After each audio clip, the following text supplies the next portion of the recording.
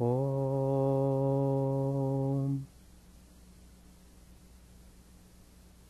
Stapakaya ca dharmasya sarvadharmasvarupine Stapakaya ca dharmasya sarvadharmasvarupine Avatara Varishtaya Ramakrishna Te Namah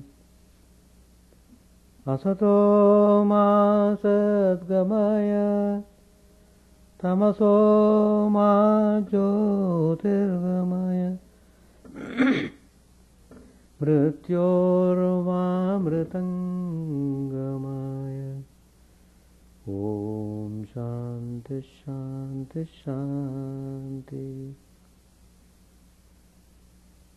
Let us offer our salutations to Sri Ramakrishna, the embodiment of all religions, the Supreme God incarnate.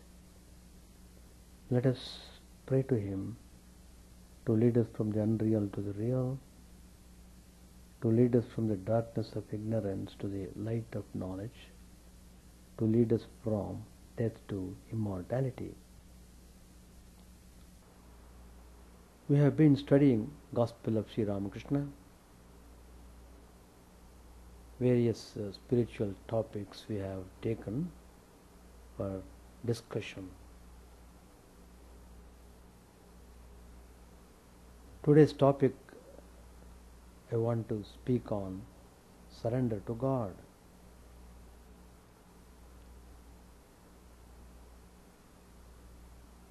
Why people are away from God, why they don't feel drawn towards God, even if Mahatmas have come and instructed and shown through their life. All our sacred texts also very emphatically declare that we should hold on to God and make this life blessed. In spite of all these, yet people are not drawn towards God. What's the reason? Why it is so? The reason is very simple. Mind and body have been given to the world, so you are in some sort of suffering and bondage. As long as the mind and senses are continuously focusing on the world and involving themselves in various types of activities of the world,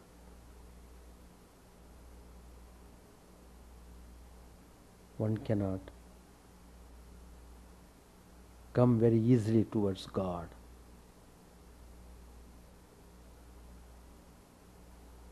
That doesn't occur to him. He doesn't feel like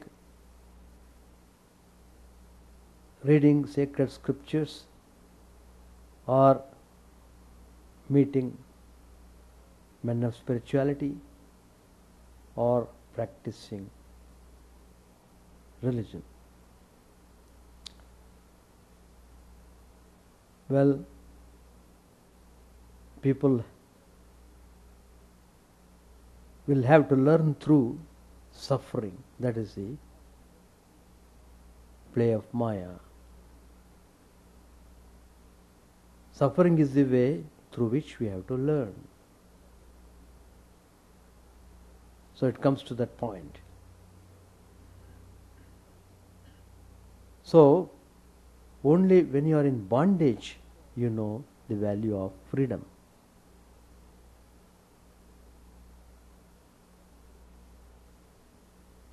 If we study Mahabharata, where Arjun was caught up with tremendous depression, he was attacked by depression unawares, just on the battlefield.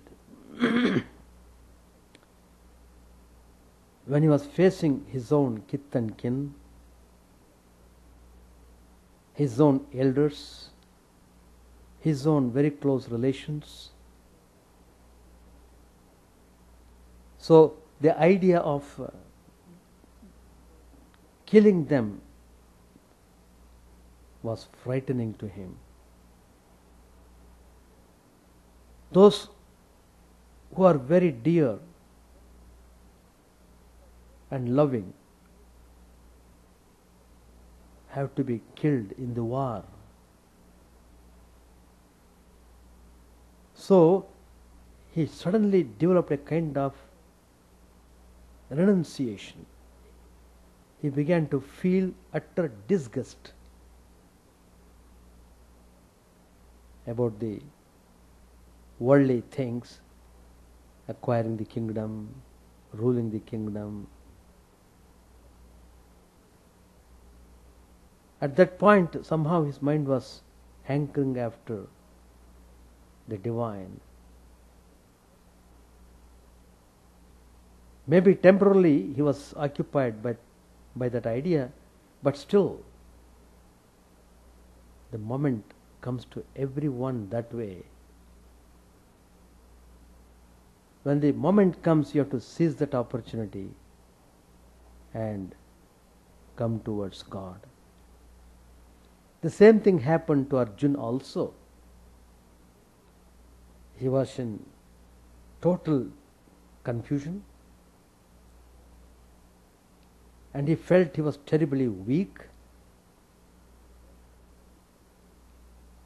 So weak he could not even lift his own bow and arrow. It fell down from his hands.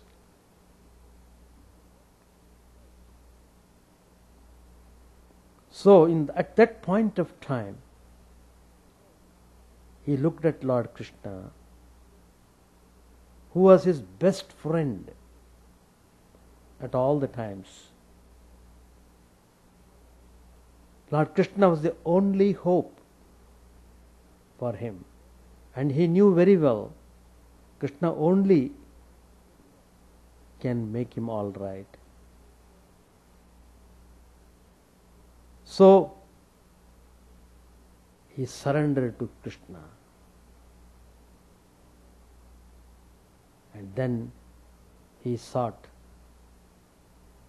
Krishna's guidance, how to proceed in the life.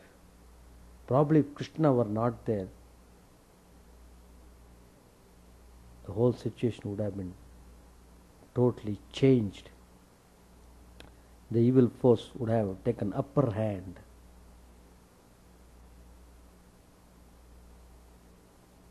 There's a famous verse in the Bhagavad Gita, Karpanya dosho pahata svabhavaha prachami tvam dharma sammudha chetaha yachreyaha syan nishchitam bruhitan me shishyasteham shadhimam tvam prapannam. He says, Arjun says, my natural disposition is vitiated by a sense of piety. And my mind is in utter confusion regarding my duty. O Lord, I beg you, please tell me with certainty what will lead to my good. I am your disciple. Please instruct me. I take complete refuge in you. That's very important.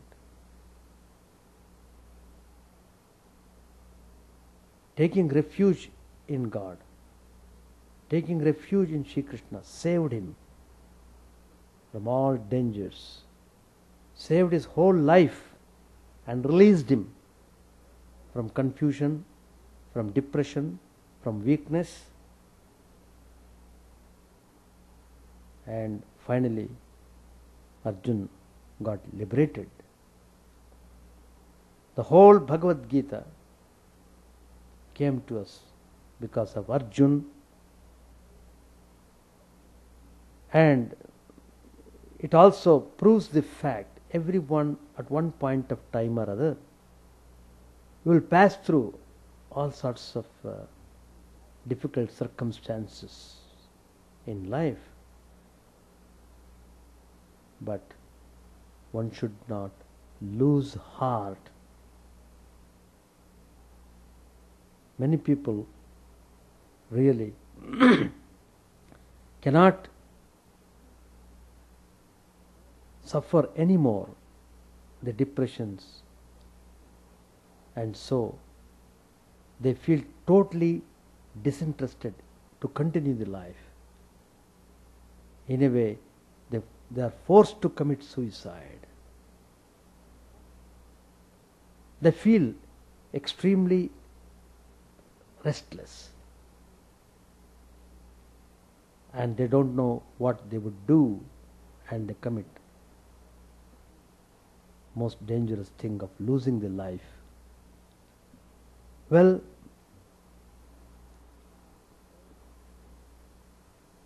as Arjun turned to Lord Krishna, taking refuge in him, we should all take refuge in the Divine Lord. Sri Ramakrishna tells repeatedly in the Gospel, surrender yourself to the Divine. Think of the Divine. Turn yourself towards God. Don't brood over the past. Just start afresh. Everything will be all right.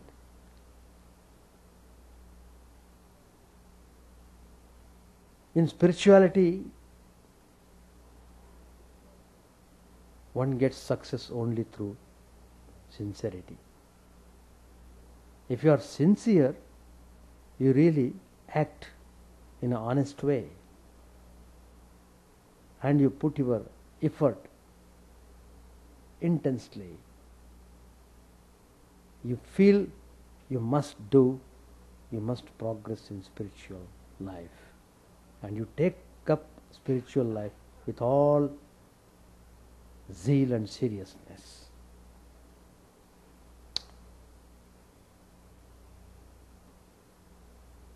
And interestingly and significantly, Bhagavad Gita ends with Sri Krishna's final instruction to take refuge in him after giving up all considerations of right and wrong. Sarva dharman parityajya mamekam sharanam vraja ahantva sarva papebhyo moksha ishyami ma shuchaha. Give up all types of dharmas. Come to me with open-mindedness. Come to me as the only refuge. Grieve not anymore. I shall certainly deliver you from all sin.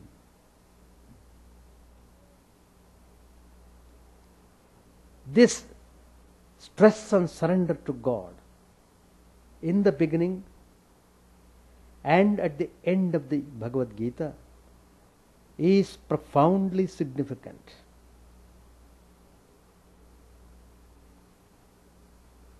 Many Mahatmas declare that total surrender to God is a final as also the central message of the Bhagavad Gita. Because when you surrender fully to God, you get immense strength.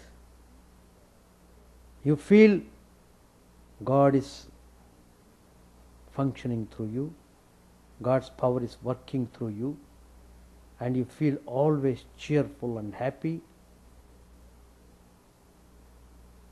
This is especially true with the Bhakti schools of Vedanta.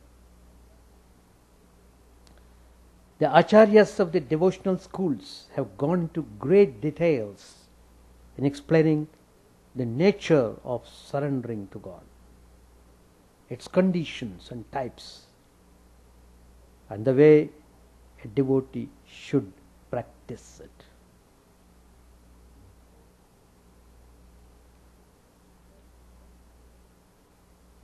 According to one school of thought,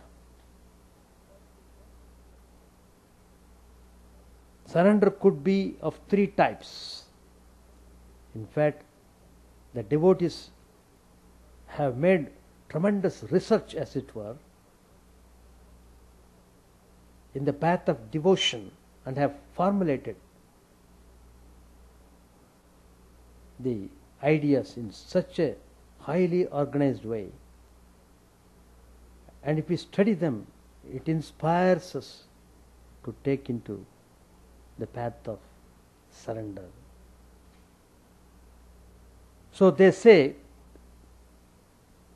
surrender could be of three types. How they have classified very devotedly and intelligently, and how true it is to understand these facts. In the first type, called Swanishtha, that is, the devotee takes refuge in God after understanding the nature of God and of himself. The second type is called Uktinishtha.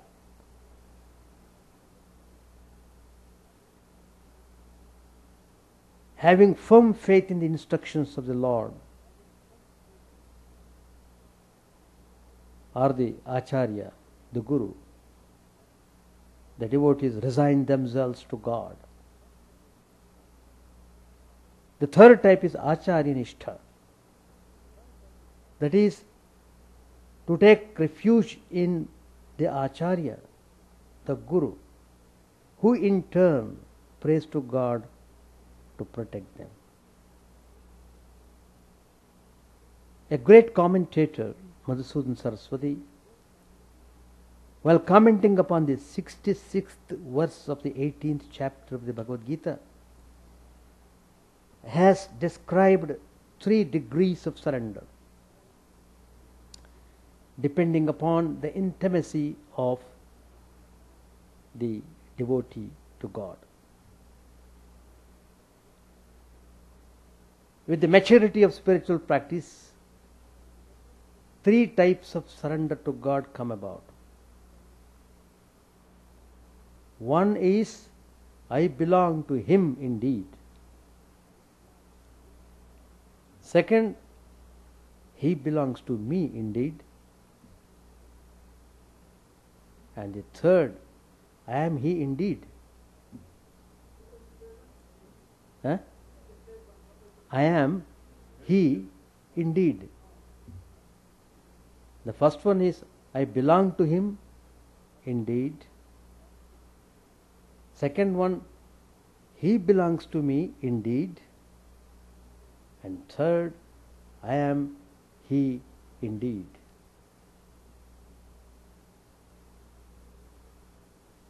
According to another great saint, for true surrender to God, 3 conditions must be fulfilled. First, the devotee must depend upon God and none else, not even on his own strength or ability. They give the example. Sri Krishna came to the help of Draupadi only when she had given up even her own grip on her garment and raised both her hands in total surrender. As long as she was holding her sari with one hand, even though she was crying Krishna to help her, Krishna would not come. He was waiting that Draupadi should raise both her hands. That is called total surrender.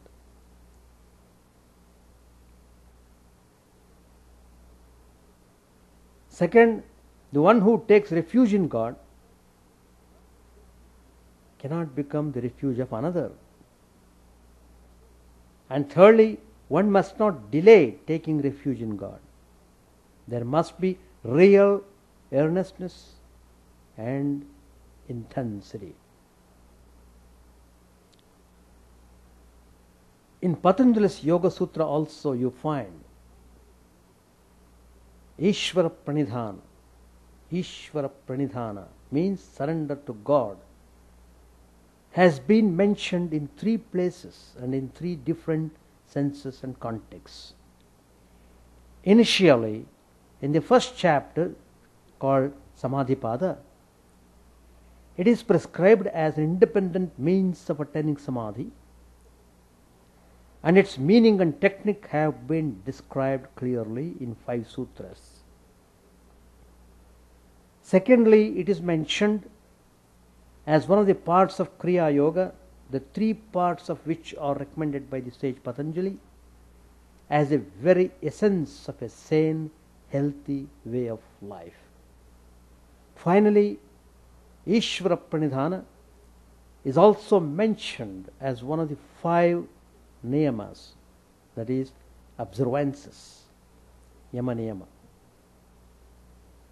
From the analysis of the view of the Bhagavad Gita and the Yoga Sutras, we may infer that Ishvara Pranidhana is looked upon firstly as a goal or the highest state of realization in itself, after which nothing remains to be done and God takes over the responsibility for the rest. Secondly, Ishvara Pranidhana could be taken as a spiritual practice, as one of the observances. Finally, it can also be looked upon as a way of life, an integral part of one's living, as hinted in the definition of Kriya Yoga. Those who consider surrender as the highest spiritual state give it the status of the 5th Purushartha, Dharma, Artha, Kama, Moksha, 4, and they add 5th one is Ishvara Pranidhana. That means it is greater than moksha, superior even to moksha or liberation. So Ishvara Pranidhana, deep meditation on God, can also be translated as surrender in God, because in that process the aspirant loses his identity in the divine and functions as a joyous instrument in his hands. Naturally, he becomes a channel through which the great missions get executed. If you study life of Sri Ramakrishna, you find how he became perfect channel through which the Divine Mother operated. Sri Ramakrishna himself repeatedly said many times that Divine Mother is functioning in my heart. It is she only doing everything. The sense of fulfillment is spontaneous and need not be striven for. According to Girish Chandra Ghosh, one of the great disciples of Sri Ramakrishna, the great example of how he surrendered himself to Sri Ramakrishna.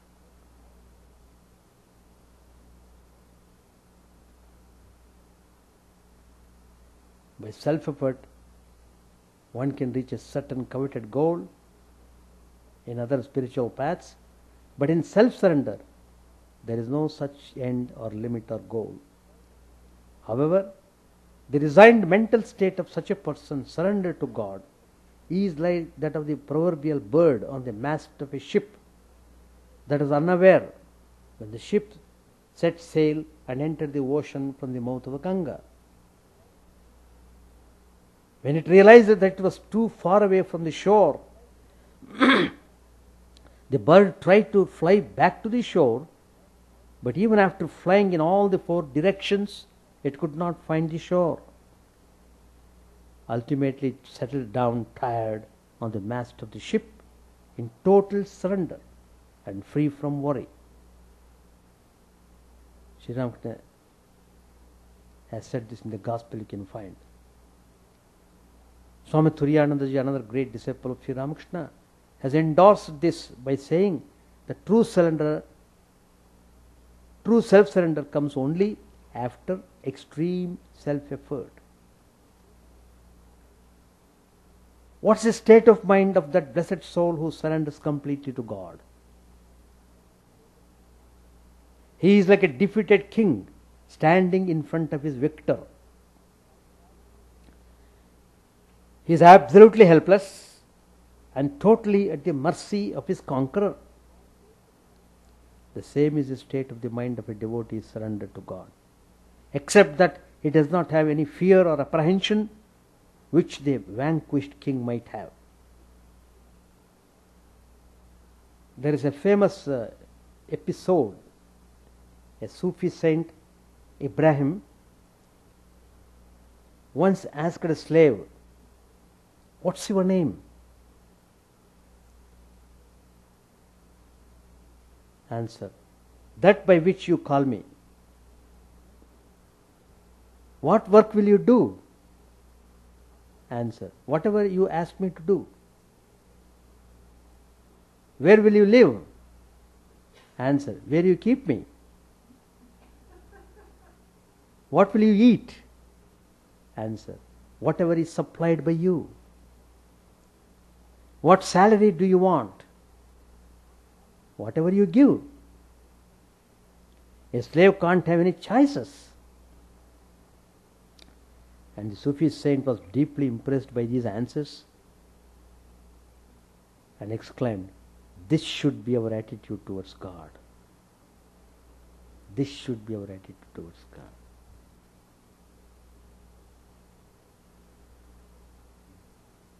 Meera also, great devotee of Lord Krishna, expresses the same attitude. "I shall wear the dress given by the Lord and eat what is supplied. I shall sit whenever I am asked to, and will be sold if the Lord decides to sell me away." Another saint, Saint Francis of de Sales, gives the illustration of a statue placed in a nick to explain the state of total self-surrender. If one were to ask the statue whether it is satisfied with its state, the statue would say, "Yes, because my master has placed me here." Suppose your master were to keep you at some other place, would you mind? "No, for I have no wish of my own." "Do you see your master?" "No, but he sees me." See how many different saints have talked about this subject, self-surrender. Wonderful. Swami Chidananda, another great disciple of Sri Ramakrishna,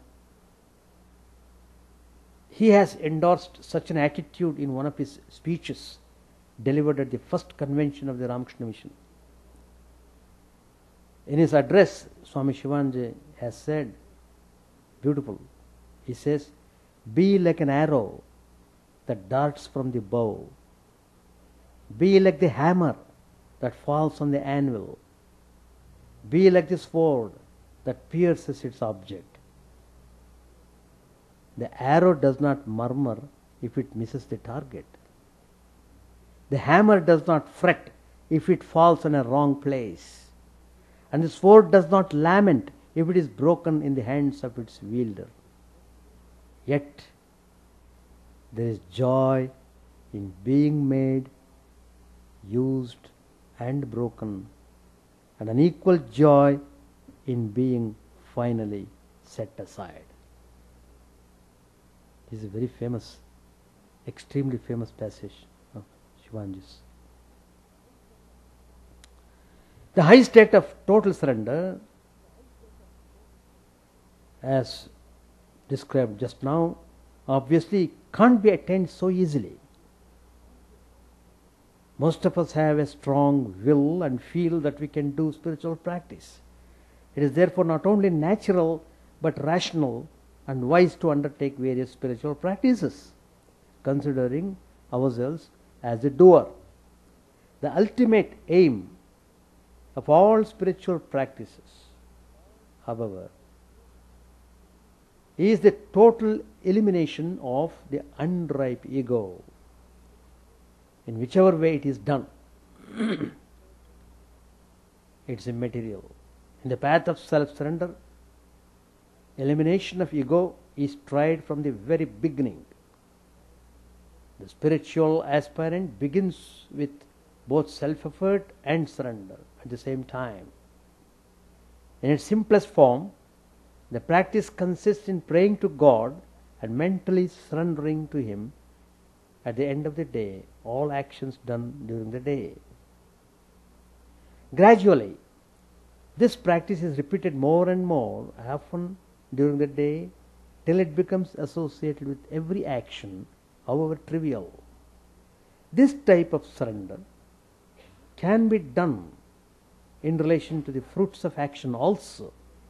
At the completion of each activity, one may sincerely and seriously surrender the fruits, good or bad, to God and be at peace. Many among those who try to practice this type of self-surrender often get into a mechanical rut of merely uttering such words as Krishnarpanamastu. This is because although we make an act of surrender, we are really not sure whether God accepts them or not. It is therefore essential also to remember that God accepts whatever we offer. Then we shall be very careful not to commit any evil. Such a conviction that God accepts the acts and their fruits which we offer can transform our life. While surrendering actions may be easier for some, surrendering the fruits of action may not be. For essentially it also means acceptance of the results of our past actions with equanimity and without joy or sorrow. Unfortunately, we don't want to do good but want the fruits of good actions in the form of happiness. We do not refrain from doing evil but don't want to accept the fruits of evil actions. Far more important than surrendering action and their fruits is the renunciation of one's will and agentship. A hint as to how this could be done is found in the Bhagavad Gita in such expressions as Sarvasankalpa Sannyasi, Sarvarambha Parityagi, which imply that one must not perform a willed action. A number of desires and sankalpas, the urge to fulfill those desires might arise in us. Let them not be converted into action. If we go on curbing our urge to act, gradually our will would become weaker and weaker. This is illustrated in the conduct of the Girish Chandra Ghosh after he had surrendered his will and given his power of attorney to Sri Ramakrishna. Once in the presence of Sri Ramakrishna, Girish Chandra Ghosh happened to say, "I shall do this." Immediately Sri Ramakrishna corrected him, No. You can't talk like that anymore. Say, I shall do this if God wills. A day came when Girish did not do anything by his own will. At times he waited for long hours before knowing the Lord's will.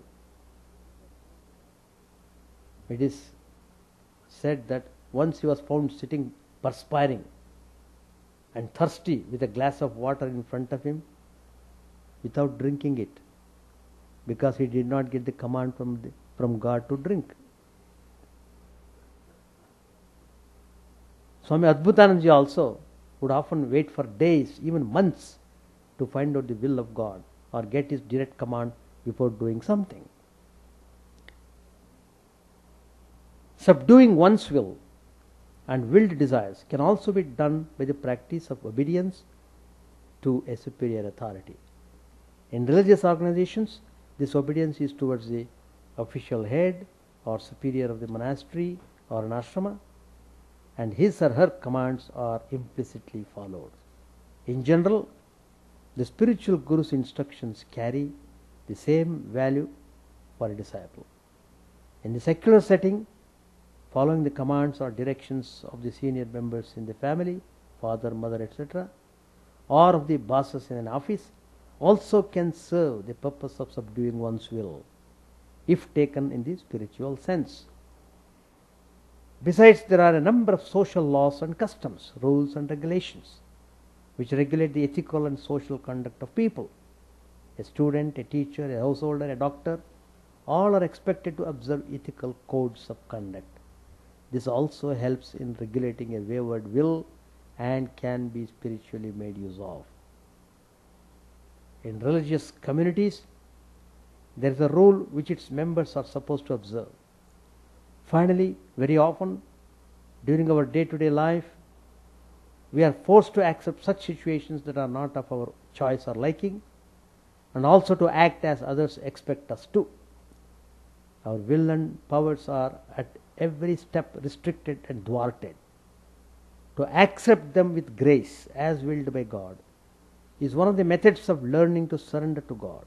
If one doesn't take a personal decision or willfully initiate an action, accepts whatever comes to his lot in natural course, and offers the actions and their fruits to God, one can ultimately transform oneself into an instrument in the hands of God, which is the ultimate aim of all spiritual striving. Commenting upon the relevant Yoga Sutra, it is pointed out that without constant remembrance of God, Ishvara Pranidhana cannot be practiced. It also proposes a very effective method. Place, as it were, one's mind into God's tranquil mind. In other words, think oneself to be in God and God to be in oneself. And then think that all actions are being done by God according to the Gita too. Ishvara sarvabhutanam hriddeshe arjuna tishtadi brahmayan sarvabhutani yantra rudhani maya. God residing in the hearts of all beings moves them as puppets. In this practice, the most important element is the remembrance of God. There could thus be four aspects or parts of the practice of self-surrender. One is meditate upon oneself as God. Secondly, consider God as the doer. Thoroughly surrender the fruits of actions to God. And finally, while undertaking any action, consider that the fruits may prove helpful to yoga. As in every spiritual discipline, there are dangers and pitfalls in the practice of self-surrender also.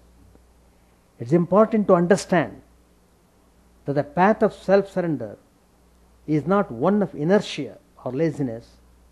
In this, although the ego and the sense of doership is weakened, action is not abandoned.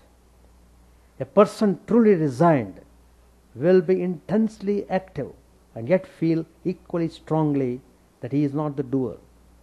Conversely, one may wrongly believe oneself as not the doer, or may deceive oneself or others that he has totally surrendered to God and yet may be intensely egocentric. They give the example of Duryodhana. Duryodhana's statement to Sri Krishna. He said to Lord Krishna, I know dharma, but don't practice it.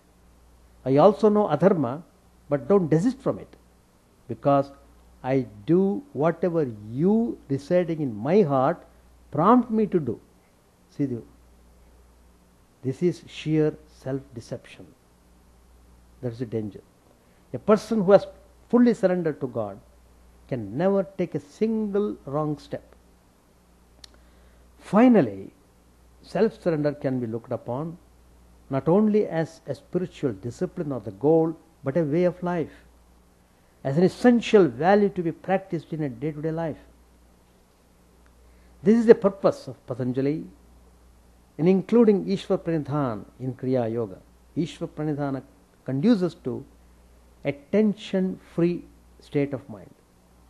Our egocentric resolves and our intense desire for fruits of actions lead to tensions. Ishwar Pranidhana actually means living in the present without expectations or the thought of what is going to happen in future. One must live in reality and accept things as they are.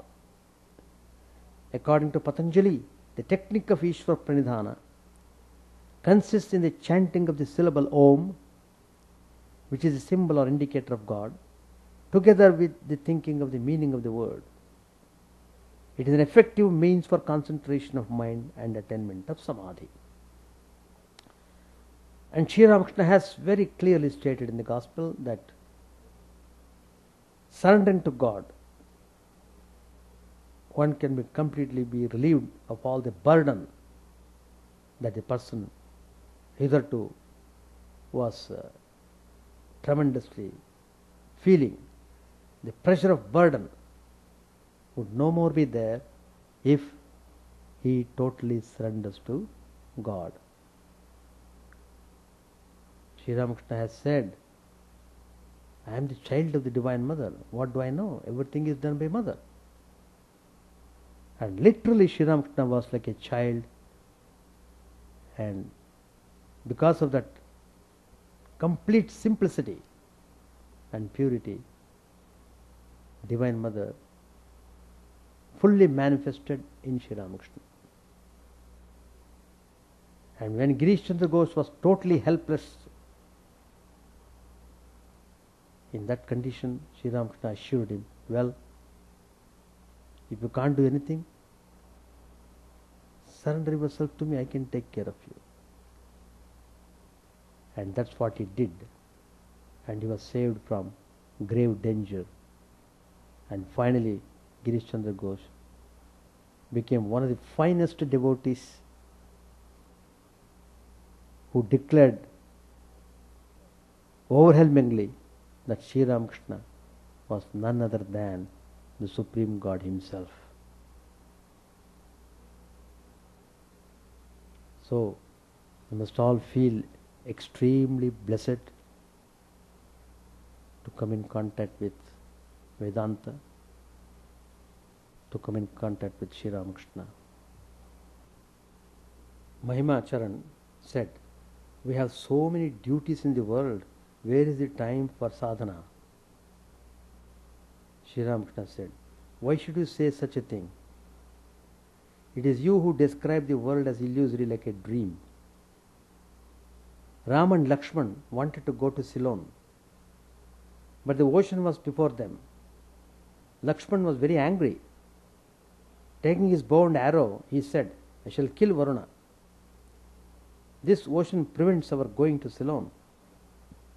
Rama explained the matter to him, saying, Lakshman, all that you are seeing is unreal like a dream. The ocean is unreal. Your anger is also unreal.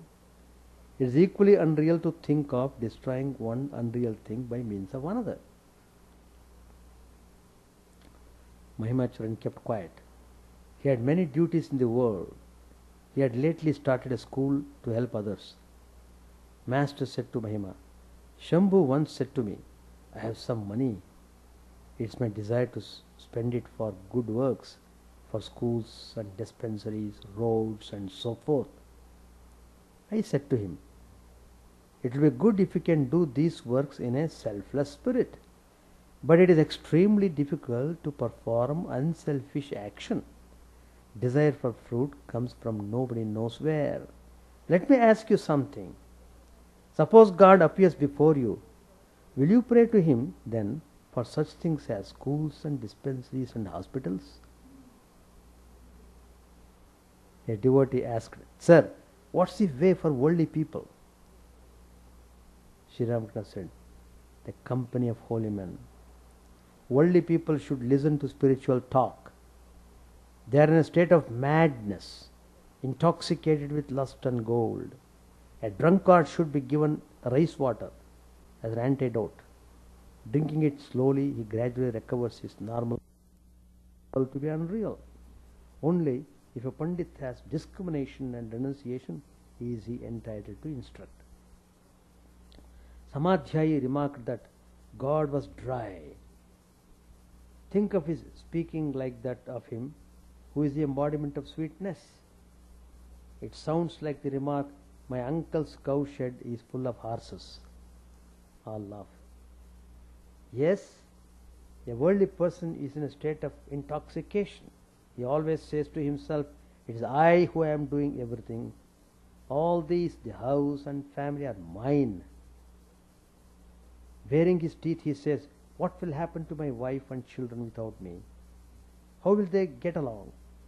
Who will look after my wife and children? Rakhal said one day, what will happen to my wife?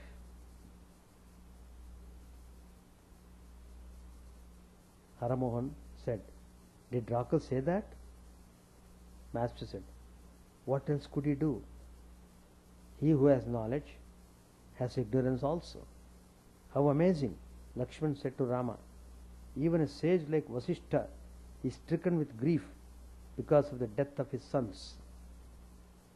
Brother, replied Rama, he who has knowledge has ignorance also. Therefore, go beyond both knowledge and ignorance. We should stop here. So, surrender yourself and be free. Any question to ask? No, you can say, John the Great.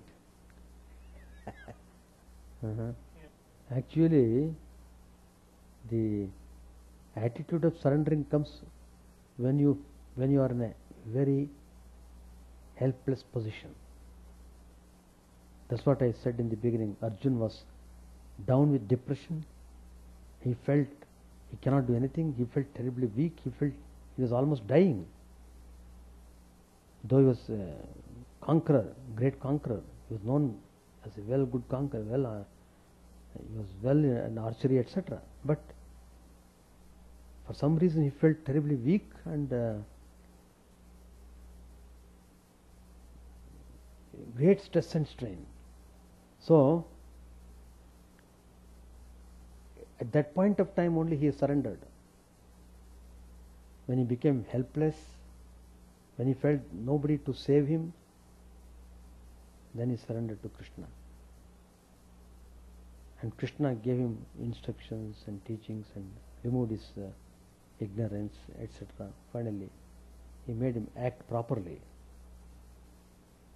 Then he says, Arjun says, oh Krishna, you have removed all my doubts. All my doubts are destroyed. Nashto mohaha, he says.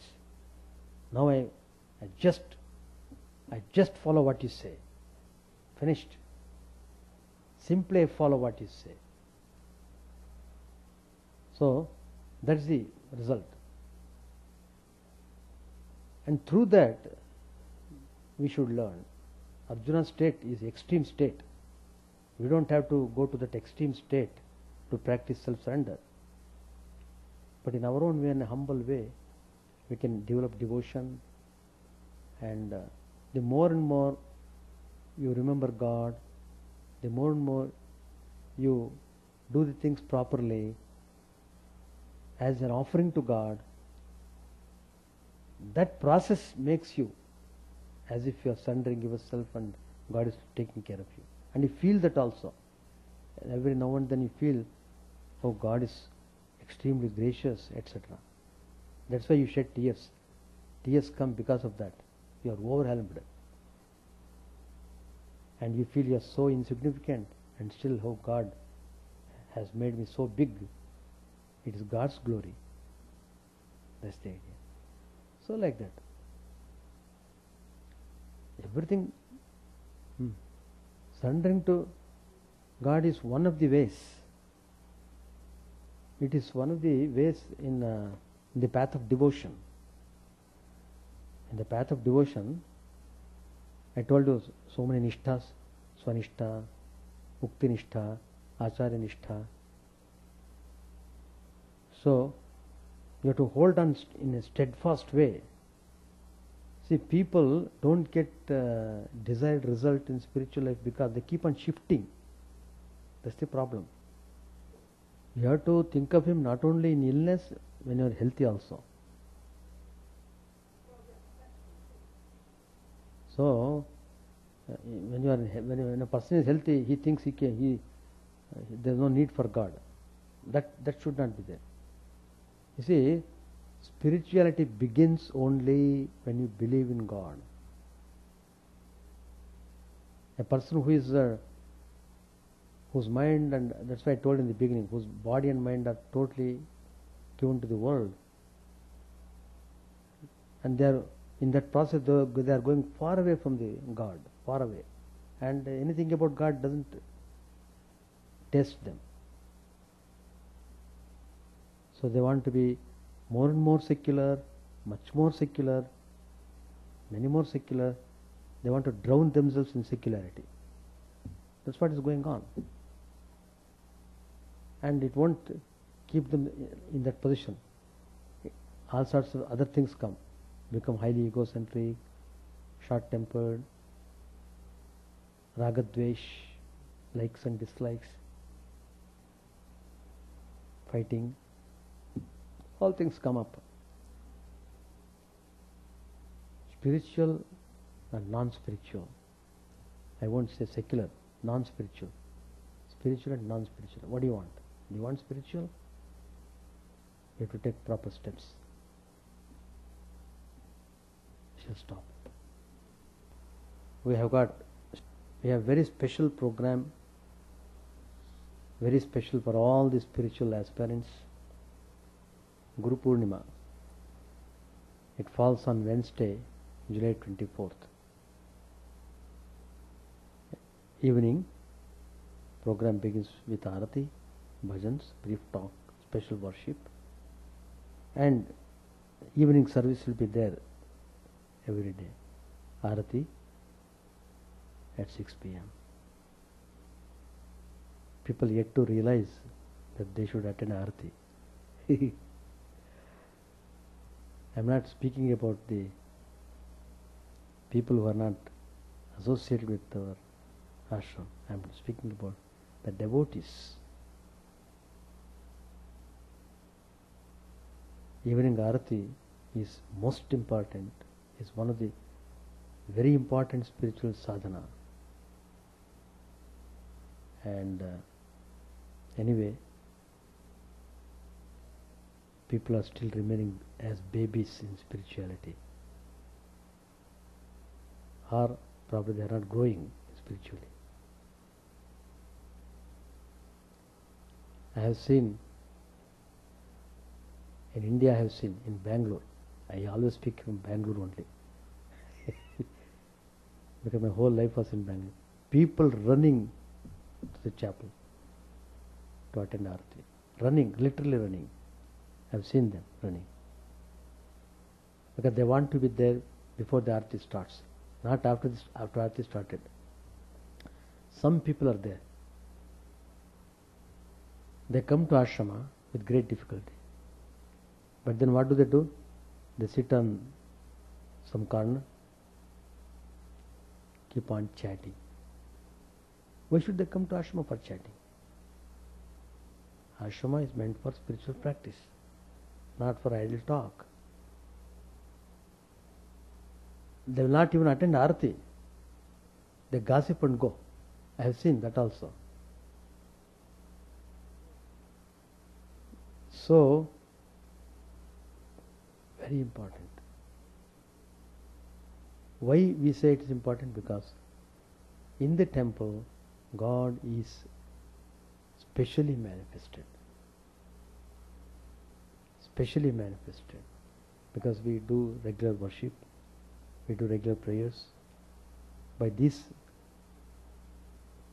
spiritual activities, God is in the awakened state. He is present everywhere, that's true. But manifested state, it is in the temple. Surely. So, it's all proved. It's not simply stone image or simply portrait. Don't think like that at all. In fact, Sri Ramakrishna, if it was simply clay image, he would not have realized Mother Kali. And Ramanchari also, great devotee. I have seen the temple. Ramanchari himself would bring water from the river nearby for Abhishekam to the Lord. Please read that Ramakrishnaji has written Ramanuja's life. Beautiful book. And Ramanchari was so devoted. He could talk with God. The temple is Varadaraja Swami temple, Varadaraja Swami, Vishnu temple in Kanjivaram. He could talk. So all these things are there. Anyway, at least our devotees should be able to come. Just attend Arati and go. Nothing will happen. Home will be there, all the things will be there. Nothing happens. So that is a discipline. Part of your, otherwise the spiritual life goes away without doing anything. You want to be spiritual, but you are not doing anything. And how do you build up samskaras? That's why ashramas are meant. Ashramas are meant to give a good spiritual format to everyone. That's the idea. Anyway, so summer break I have already told. Guru Purnima I have told. And another special event is Children's Camp, August 4th to 11th. August 1st Sunday to succeeding Sunday, I will be also there. Full 1 week I will have vacation in Ganges. To be with children. It's a great thing. Chant the name of the Lord and His glory unceasingly, that the mirror of the heart may be wiped clean and quench that mighty forest fire, worldly lust raging furiously within. O name streamed down in moonlight on the lotus heart, opening its cup to knowledge of thyself. O self drowned deep in the waves of His bliss, tasting His nectar at every step, bathing in His name that bath for weary souls. Various are thy names, O Lord, in each and every name thy power resides. No times are set, no rites are needful for chanting of thy name. So vast is thy mercy, how huge then is my wretchedness, who find in this empty life and heart no devotion to thy name. O my mind, be humbler than a blade of grass. Be patient and forbearing like a tree. Take no honor to thyself, give honor to all. Chant unceasingly the name of the Lord. O Lord and soul of the universe, mine is no prayer for wealth or retinue, the playthings of lust or the ties of fame. As many times as I may be reborn, grant me, O Lord, a steadfast love for thee. A drowning man in this world's fearful ocean is thy servant, O sweet one. In thy mercy, consider him as dust beneath thy feet. Oh, how I long for the day when an instant's separation from thee, O Lord, will be as 1,000 years, when my heart burns away with its desire, and the world without thee is a heartless void. Prostrate at thy feet let me be, in unwavering devotion, neither imploring the embrace of thine arms, nor bewailing the withdrawal of thy presence, though it tears my soul asunder. O thou who stillest the hearts of thy devotees, do with me what thou wilt, for thou art my heart's beloved, thou and thou alone. O Lord, lead us from the unreal to the real, lead us from darkness to light, and lead us from death to immortality. May all be free from dangers, may all realize what is good, may all be actuated by noble thoughts, May all rejoice everywhere. May all be happy. May all be free from disease. May all realize what is good. May none be subject to misery. May the wicked become virtuous. May the virtuous attain tranquility. May the tranquil be free from bonds. May the freed make others free. May good betide all people. May the sovereign righteously rule the earth. May all beings ever attain what is good. May the worlds be prosperous and happy. May the clouds pour rain in time. May the earth be blessed with crops. May all countries be freed from calamity. May holy men live without fear. May the Lord, the destroyer of sins, the presiding deity of all sacred works, be satisfied. For he being pleased, the whole universe becomes pleased. He being satisfied, the whole universe being satisfied.